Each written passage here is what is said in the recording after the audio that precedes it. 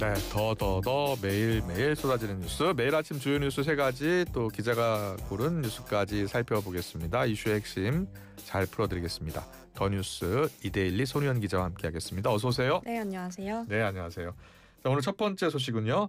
네, 인사청탁 논란에 휩싸인 김남국 대통령실 국민디지털소통비서관이 어제 사퇴했습니다. 네, 논란 이틀 만이었죠. 그래요. 예. 사의를 표명하고 대통령실이 바로 사직서를 수리했습니다. 그러니까요. 첫날에는 엄중 경고했다고 했는데 바로 다음 날 파문이 커지니까 사표를 냈고 사직서를 바로 수리했습니다. 네. 해당 논란의 중심에 훈식이형 강훈식 비서실장이 등장하고요. 현지 누나 김현지 부속실장이 등장해서 더 논란이 일었던 거죠. 네, 친근한 표현이었죠. 예. 이에 대해 강유정 대통령실 대변인이 좀 유튜브 방송에 출연해서 해명을 좀 했는데, 강훈식 비서실장이 김 비서관을 눈물 쏙 빠지게 혼냈다고도 했고, 예. 또 김 비서관이 평소 형 누나 이렇게 자주 부른다고 설명을 했습니다. 또 이에 대해 강 대변인은 주책이다, 주책 이상이니 경고를 받은 거다라고 덧붙이기도 했는데, 예. 오늘 아침에 이제 김현지 부속실장 조선일보 통화에서 예. 좀 입장을 좀 이야기를 했어요. 현지 누나라는 표현에 대해 누나 동생하는 사이가 아니다라고 말을 했고, 또 자기는 유탄을 맞았다, 이번 사건과 무관하고 실질적인 인사 권한을 가진 거 아니냐는 물음에도 에이 그거 아니다라고 답하면서 논란을 위축시키려고 하는 것 같고요. 그래요. 예. 김남국 비서관은 낯이 익으실 거예요. 네. 지난번 국회의원을 지냈죠. 코인 네. 논란으로 이제 맞습니다. 한번 이슈가 된 적이 있습니다. 이 논란이 생기고 바로 이틀 만에 사표를 수리한 이유가 있을 거 아닙니까? 아무래도 논란이 너무 좀 커지고 있으니 이것을 우려해서 초기에 진화를 하려고 하는 것 같습니다. 예. 또 강유정 대변인 설명은 김남국 비서관이 국정 운영에 자신이 부담을 줄까 봐 사퇴를 했다고 설명을 했는데, 예. 하지만 이게 김현지 부속실장이 언급된 만큼 국민의힘에서 바로 일어나고 있습니다. 또 이게 한국 모빌리티 산업협회에 대해서 좀 궁금하실 것 같아서 설명을 예. 조금 드리면요. 국내 완성차, 현대차, 기아, 르노 이런 5개 기업의 이익을 대변하는 협회인데, 예. 산업 동향을 분석하고 정책을 제안하고 이런 기능을 합니다. 예전에는 기업 중 한 곳의 CEO급이 협회장을 맡았는데, 2011년부터는 산업통상자원부에서 고위 관료가 옮겨오는 자리가 됐습니다. 이게 사실은 인사청탁이 논란이 되는 거잖아요. 근데 대통령실은 이 인사청탁 자체에 대해서는 뭐라고 설명하고 있습니까? 강 대변인이 설명을 했는데, 예. 민간단체 협회장직에 대해 대통령실이 개입하는 게 옳은 일이냐는 물음에 사실이 아니므로 해당 질문엔 답하지 않겠다, 개입이 없었다는 뜻이다라고 답을 했습니다. 예.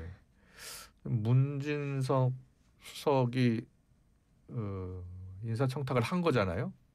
그렇죠. 또 인사청탁을 한 이유가 있을 거 아닙니까? 인사청탁. 예. 국민의힘은 이 논란을 확장하는 모양새예요. 네. 김남국 비서관이 사의를 표명하고 더욱 거세게 비판을 하고 있는데, 예. 전형적인 꼬리 자르기다라고 하고 있고, 예. 또 김현지 부속실장이 언급되자마자 사퇴를 또 촉구하고 있습니다. 또 논평을 통해서 국민의힘은 인사농단이 해소됐다고 생각하면 착각이다, 김남국 사퇴 카드는 국민 분노를 무마하기 위한 전형적인 꼬리 자르기에 불과하다고 네. 나섰습니다.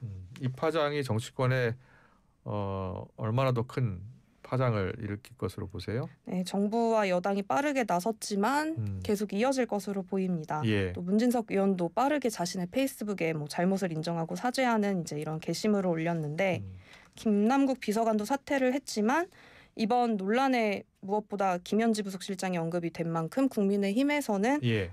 계속 좀 건수를 잡았다 이렇게 보입니다. 그래서 논란 더 커질 것으로 예상이 됩니다. 앞서 제가 김용태 의원과 인터뷰를 했는데 문진석 수석 당직을 내려놔야 되는 것 아니냐라고 이야기를 하더라고요. 어떻게 생각하세요? 그렇게 될 것 같습니까? 어때요?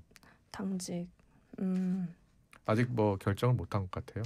예. 네. 저 입장을 지켜보겠습니다. 두 번째 더 뉴스로 이어가겠습니다. 두 번째 더 뉴스는요? 네, 내란 전담 재판부 설치법이 국회 법제사법위원회를 통과했고, 예. 민주당은 이를 연내 처리하겠다며 속도를 내고 있습니다.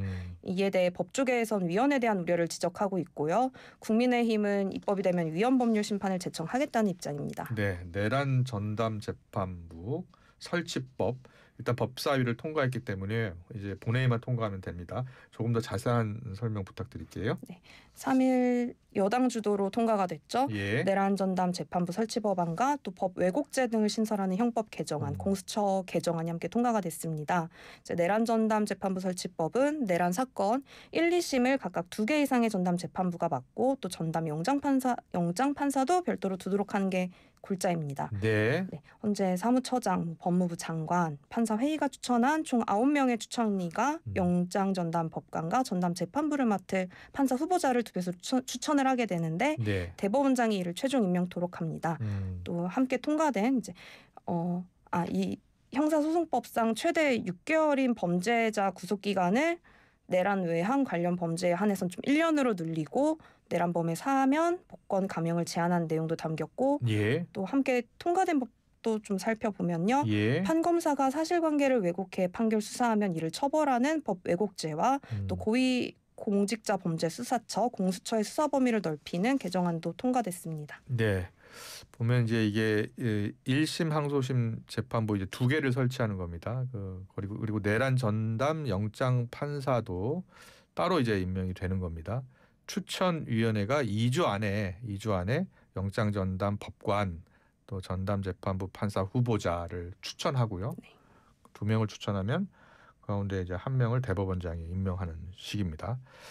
지금 법원 행정처는 이 외부 권력 기관이 재판부 구성 관여하면 사법부의 독립을 침해할 수도 있다라면서 반대 입장을 밝힌 상황이고요. 근데 이 위헌 논란이 한 차례 더 있었죠. 지난 8월이었던가요? 네, 8월에 좀 추진이 됐었는데 네. 위헌 논란이 이니까 이제 당 지도부는 뭐 사법부 압박 수단이었다고 좀 한 바 있습니다. 예. 또 민주당 내에서도 신증론이 좀 계속 있었는데 아무래도 최근에 뭐 한덕수 전 국무총리나 박성재 전 법무부 장관, 추경호 의원 등에 대한 구속이 불발되면서 다시 불이 붙었습니다. 그래요. 예. 자, 위헌 논란 한번 다시 볼까요? 어떤 점에서 위헌 논란이 있는 거예요? 네. 특정한 사건의 재판을 담당시키기 위해서 임의로 법관을 골라서 재판부를 구성한다. 또 예. 재판부에 이미 배당된 사건을 다른 재판부에 재배당한다. 이런 것들이 안 된다는 설명인데요. 또 특별법에 의해 구속기간을 늘리는 것도 인권 침해적 요소가 있다는 지적이 있습니다. 예. 특히 어제 변호사 관련 단체들도 성명을 내고 반대하는 목소리를 냈는데요. 예. 법관 임명에 외부 인사가 개입하는 것도 헌법을 위반한다. 또 내란 전담 재판부 설치 시 절대적 입법 권력에 휘둘리고 눈치를 볼 수밖에 없어서 이제 국민의 기본권을 공정한 재판을 받을 국민의 기본권을 심각하게 침해한다 등 지적이 있었습니다. 네. 또 사법부도 우려를 표하고 있는데요. 오늘 전국 법원장들이 이에 대한 내란 전담 재판부 설치와 법 왜곡죄 등에 대해 논의할 계획입니다. 그래요. 법 왜곡죄가 보니까 판검사가 법을 왜곡하거나 사실관계 잘못 판단되면 10년 이하의 징역이나 10년 이하의 자격정지를 처분할 수 있는 내용을 담고 있는 법안입니다. 이르면 9월 본회의에서 처리될 가능성이 있다고요? 네. 국민의힘은 9일 본회의입니다. 네. 그러니까 며칠 남지 않았어요. 네. 예. 이에 대해서 국민의힘은 필리버스터, 무제한 토론을 예고를 하고 있는데 실질적으로 입법을 막을 수는 없을 것 같습니다. 예. 다만 법이 시행되면은 헌법재판소의 위헌 법률 심판을 제청하겠다는 계획인데요. 예. 또 사법개혁을 반대하는 국민 고발회 이런 걸 열어서 여론전도 펼칠 예정입니다. 네, 어떻게 될 것 같습니까? 민주당은 이번 법사위 논의하면서 위헌 요소를 제거했다고 좀 주장을 하고 있는데요. 예. 1심 선고기일 확정 전이면 내란 전담 재판부로 이관한다는 규정을 1심 재판부가 대상 사건을 이송할 수 있다로 수정을 했다는 겁니다. 하지만 위헌성에 대한 우려가 계속 남아 있습니다. 비판하는 목소리가 적지 않은데 민주당이 사법개혁 드라이브를 걸고 있는 상황에서 사법부나 야당 이런 법 쪽에 또 갈등이 계속될 것으로 보입니다. 네. 자, 잘 들었습니다. 세 번째 더 뉴스로 이어가겠습니다. 세 번째 더 뉴스는 어떤 소식입니까? 네, 쿠팡의 대규모 개인정보 유출 사건 이후 소식인데요. 심각합니다. 예. 3,379만 개. 대부분 이용자의 계정 정보가 유출된 걸로 보여요. 자, 어떤 정보인지 한 번 더 확인해 주세요. 네. 이메일, 배송 정보 이제 주소 이를테면 주소, 이런 것들도 있고요. 우리 전화번호, 네. 또 주문 정보는 또 당연히 유출이 됐고. 네, 일부 주문 정보가 예. 유출이 됐다고 하는데 예. 사실 이 정보는 굉장히 일상생활과 밀접한 개인식별 정보예요. 특히 이름으로 또 성별이 유출할 수 있고 주소가 함께 있으면서 예. 여성분들 걱정도 좀 크고 제 주위에서는 해외 그 통관, 개인 통관 고유 번호를 많이 바꾸고 있습니다. 아, 해외 통관 고유 네. 번호까지. 예.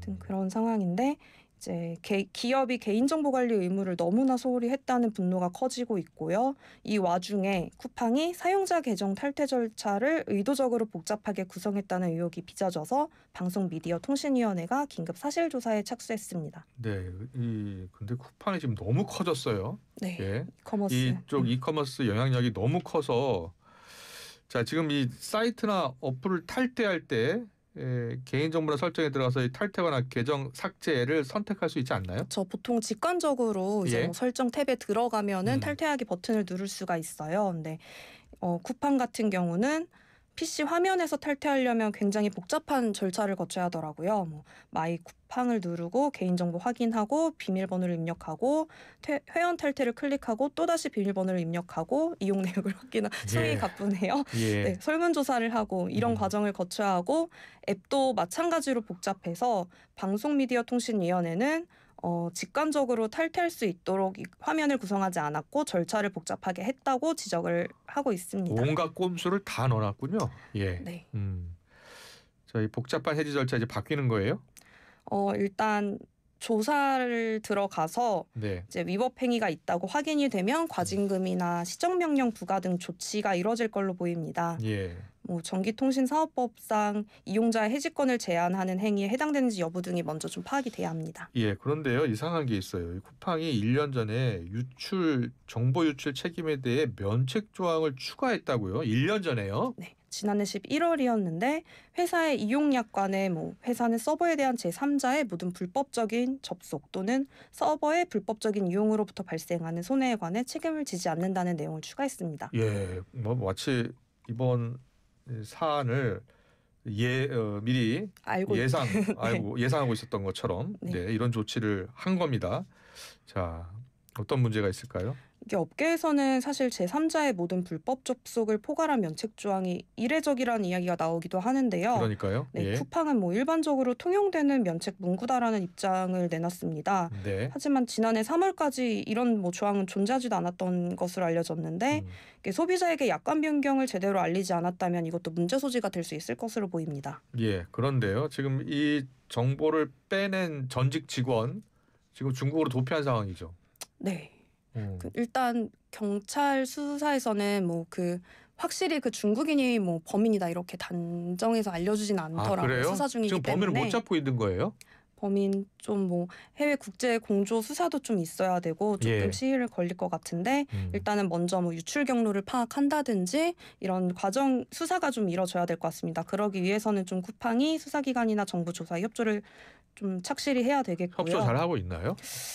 쿠팡 일단 뭐 사과문은 좀 빨리 그래도 뭐 내놨다는 반응이 있긴 한데 이 사안이 워낙 커서 오히려 늦으면 문제가 되는 거지. 예. 네.